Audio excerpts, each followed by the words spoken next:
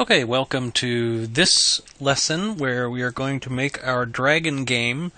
This is the second assignment for CPI 111, and it is quite a large and complex game, and we're going to work our way all the way through it over a series of videos and also in class. If you look on the course Blackboard site at the requirements for the assignment, you'll see there's really a lot, actually, so I've given you a bit of extra time to get the assignment done compared to the first assignment, but let's jump right in. Okay, I've got a new game open here in Game Maker 8, and we're going to follow a similar series of steps to what we did in the first assignment. So we're going to start off by creating some sprites in our game. For the dragon game, there are quite a lot of images and sound files that you'll need to create the game.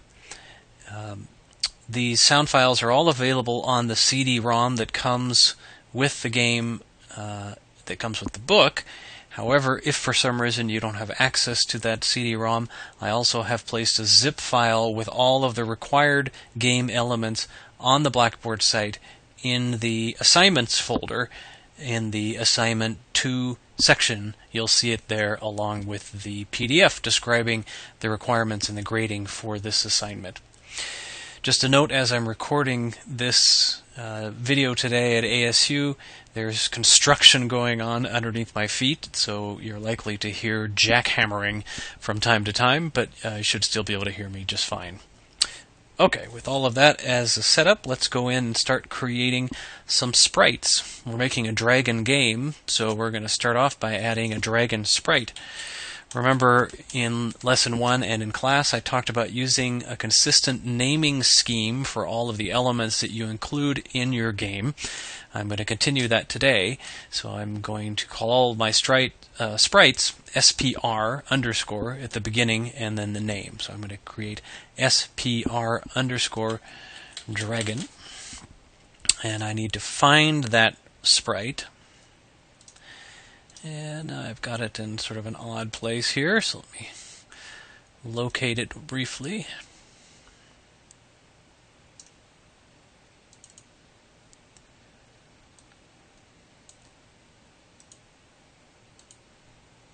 Okay, here are all of the images that I'm going to be using in this game. For our dragon sprite, we're going to use the image called dragon underscore strip 6. Now that name has a specific meaning. You see the underscore strip 6. That strip 6 name indicates that there are 6 sub-images in our big dragon image. And these sub-images are used as part of a sprite sheet in order to, in the game, create the illusion of movement. They'll create an animation, in this case of the dragon's wings flapping around. So we choose it, and you can see in the preview that the wings are going up and down. It's actually only 2 images. It's just repeated a few times so that it looks nice when you get into the game. You'll note, too, that when you have the sprite selected here in the Sprite Creation window, you see these little checkered gray and white boxes behind the sprite. That indicates that the background is going to be transparent when we bring the sprite into our room, which is handy for our game because it will allow the background image in the game and any other moving sprites to show up correctly in the game without sort of without like a block of color showing up around this dragon. You'll see what that looks like once we get it into the game. So I'll say OK. So we've created our dragon sprite.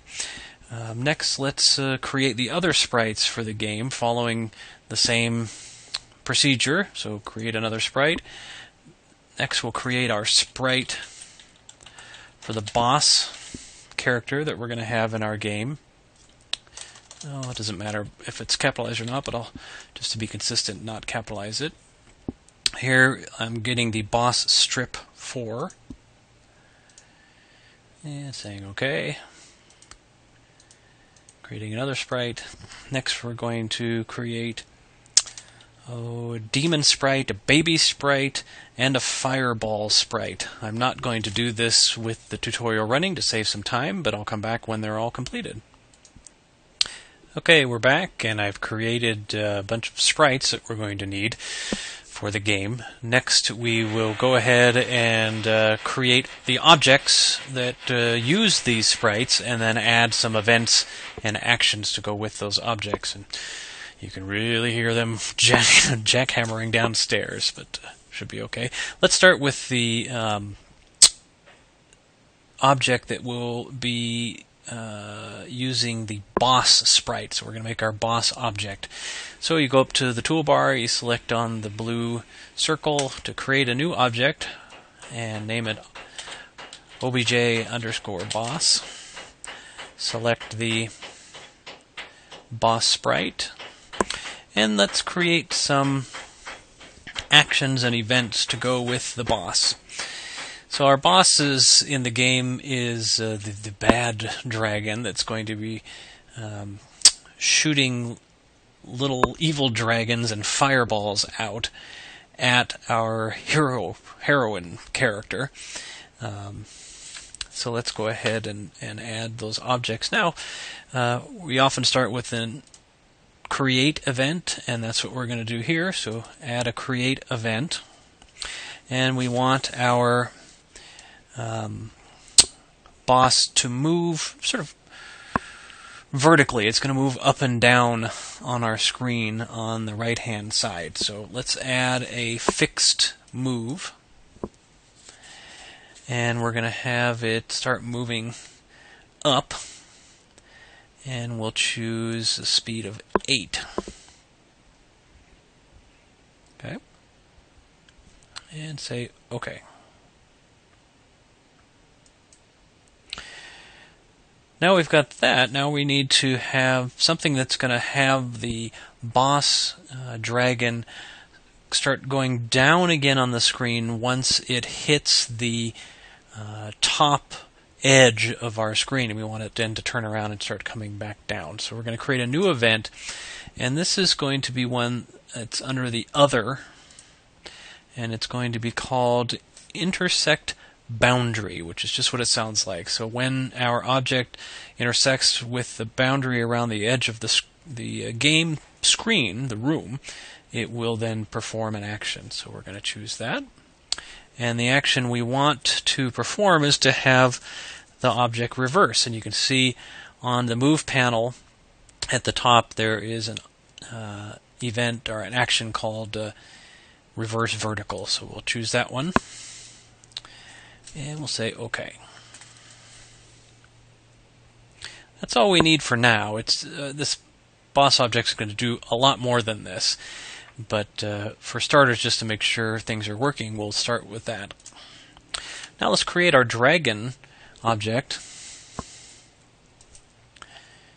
And following our naming scheme, obj_dragon. Choose the dragon sprite. And let's create some objects. So Dragon Sprite is going to move up and down also on the screen, but it's going to move at the control of the player. The player will press the up and down arrows on their keyboard to cause the dragon object to move. So we're going to add an event, and if you think about what we want to have happen, it's going to be a keyboard event. We're going to choose keyboard up, and we're going to choose our fixed move, and we'll set it to go up, and let's set the speed to 16 and say OK. Now we're going to do the same thing. Now we're going to add a keyboard down, do another fixed move, choose the down direction, and choose 16 again for the speed.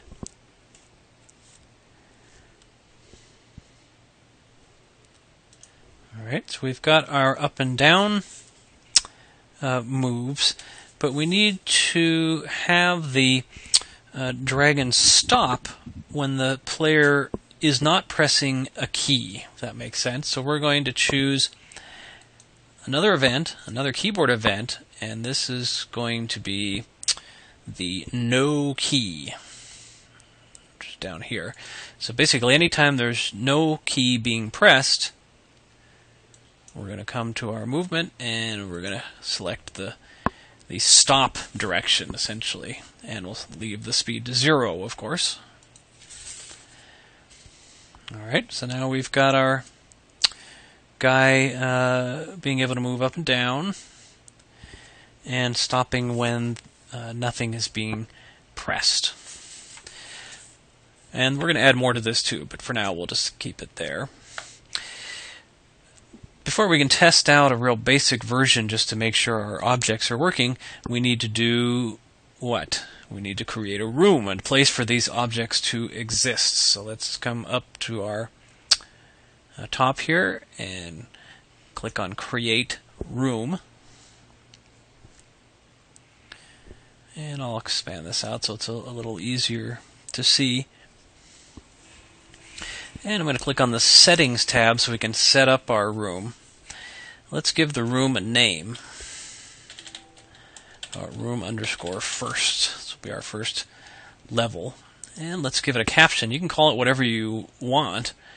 I'll call it the official name, which is Evil Clutches, but I'm going to welcome you to call it something else if you want. And I'll keep the width and height 640 by 480, and I'll keep the speed at 30 and say, okay, so we've got that set up. Now that we've got it set up, let's add our objects. So clicking back on the Objects tab, you can see that the dragon is, well, it says it's already selected, but that doesn't actually look like the dragon to me. That looks like something else. So I'm going to go back to my dragon object. Aha! I selected the demon sprite, not the dragon sprite. So let's select the dragon sprite. Say OK. Oh, there he is. Much nicer looking.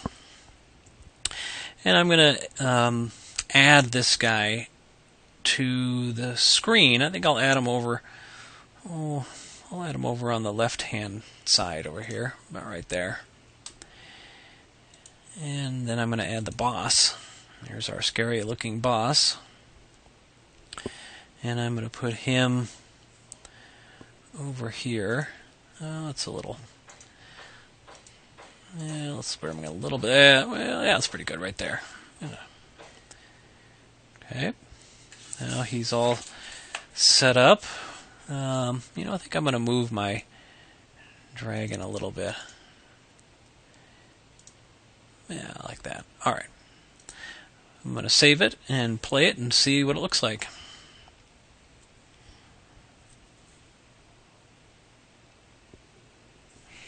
Okay, so here we have what we were hoping for. The boss bounces up and down here, and this guy, if I move my arrow keys, he goes up and he goes down. He keeps going. We'll probably want to change that so he can't keep going forever. But so far so good. It's doing everything we want it to do. So let's continue on and add in some other objects that we're going to need. Next object I think we're going to need is our fireball. We're going to have the boss shooting fireballs at the dragon. So let's click on our create object. Call it obj_fireball. Choose our fireball sprite. And now we have to think about what we want that fireball to actually do. It's going to appear on screen, basically out of the boss's mouth. And then it's going to travel across the screen, and then eventually when it collides with our dragon, then it will kill the dragon, the game will stop. So let's get as much of that stuff done as we can. So first thing we're going to have is an create event. So when it first appears on screen, what do we want it to do? We want it to move. And we want to have it move. Well, this It's telling me we're going to have it move to the right, so that's fine. Move to the right.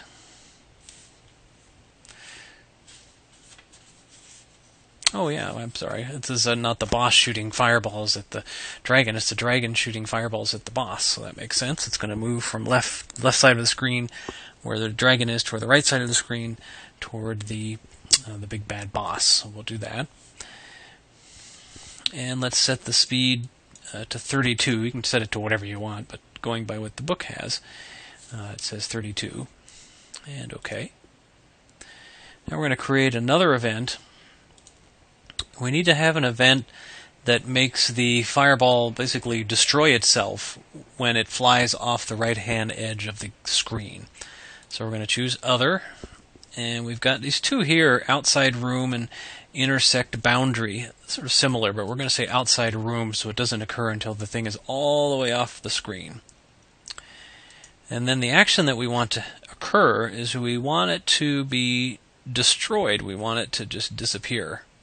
So we're going to choose Destroy Instance. Drag that over here and have it apply to itself. And say OK. Okay. Now, we need to have a way for the dragon object to create new fireballs when the player presses the space bar. So each time the player hits the space bar, a new fireball is going to appear near the dragon's mouth and then shoot off to the right toward the boss and whatever the boss happens to be shooting towards us. So let's open up our dragon object. And we're going to need to add a new event. This is going to be a key press event. And we're going to choose the space bar.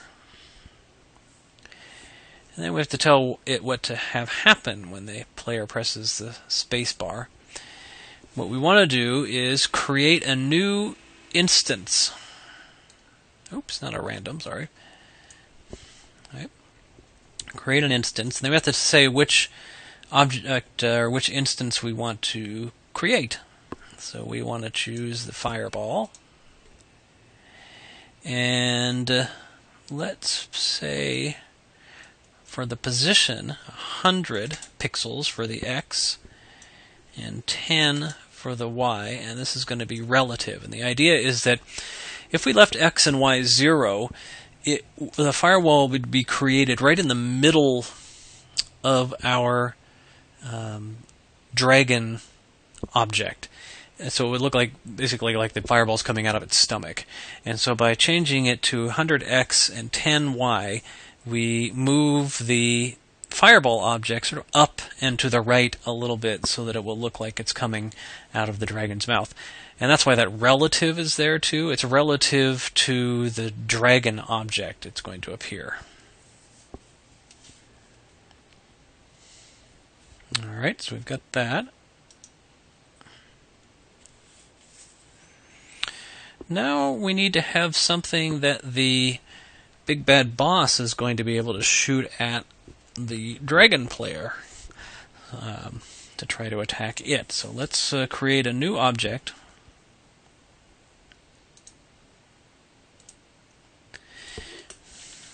And it's going to be a demon. So the dragon is going to shoot little demons at the... I'm sorry, the boss is going to shoot little demons at the dragon.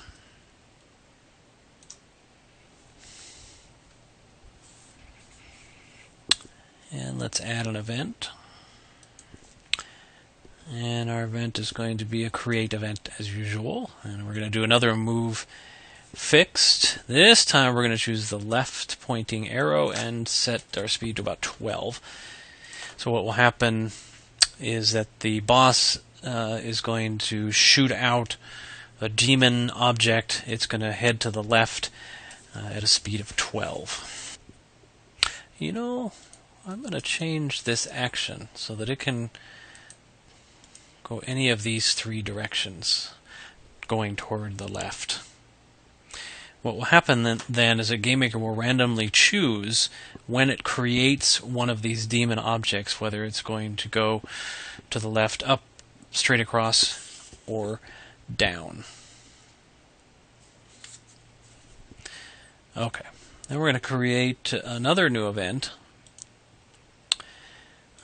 and we're going to do an intersect boundary event. And we're going to do a reverse vertical to it. That way, when if our demon hits the top, it will, or bottom, it'll bounce down or up. And finally, we're going to add an outside room event. And we're going to destroy the object, just like we did a minute ago with the other one.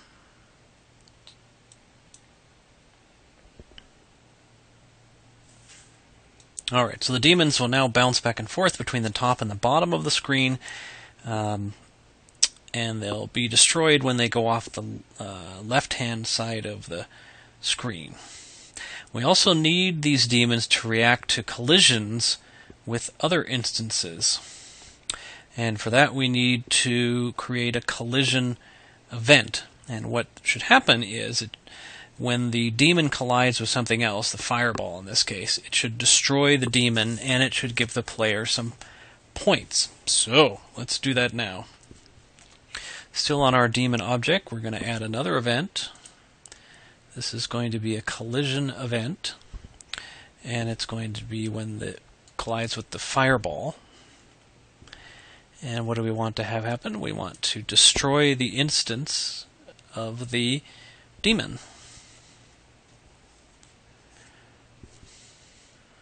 And what else do we want to have happen? We want to do some scoring, right?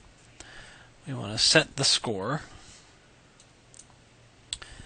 And we're going to give the player 100 points. And we're going to say relative, which means we'll add 100 points to whatever the current score was. I'll say OK.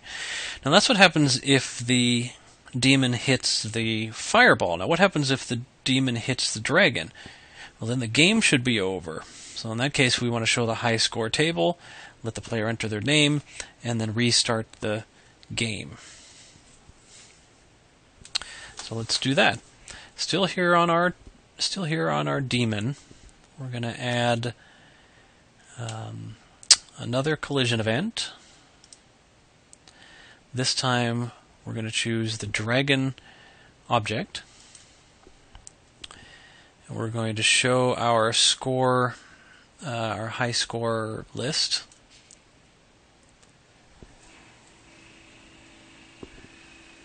And we're also going to restart the game.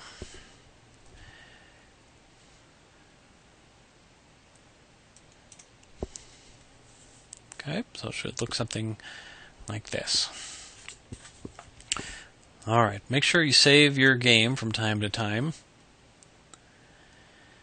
Better save mine in a good spot here. Well, I've got my game saved. We still have some more work to do, so let's continue on. We've created our demon, but we need a way for the demon to actually appear in the game. And we want it to appear randomly so the player doesn't know when it's coming, to make the game a little bit harder. In order to do that, we're going to have to create some more events and some more actions to go with those events. So let's go back to our boss object. Since our boss is going to be the one that's creating the demons, we need to add some events and actions here. So we're going to add a new event. We're going to do something here called a step. This means that, how do you describe it? Sort of each moment in the game, from moment to moment to moment to moment. It's an action that's going to happen repeatedly on a regular schedule. Okay, so we're going to say each time there's a step in the game, each sort of discrete moment of the game, we are going to add an action that is called Test Chance. And that's under the Control tab. And it looks like a little piece of dice, just like rolling a dice. And we're going to set the number of sides to our dice to 50. and say OK. There's one chance out of 50 times the thing we want to have happen is going to occur. So we're going to also here within this step, we're going to say create.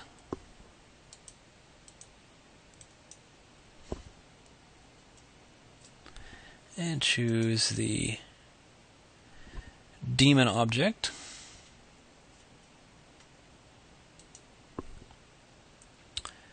We're going to have it created relative to the boss's position. Okay, so this test chance action is a conditional action. It's basically the way GameMaker works is that we've put in this test action, so and it says one chance out of 50 we want the thing that comes next to happen. So one chance out of 50, a roll of the dice. If it lands on the right number on that dice, we're going to create the daemon object. Alright, let's save this. And let's save our whole game. And let's run it. See if it's working so far. And if not, see what we need to do to fix it. Alright. Whoop.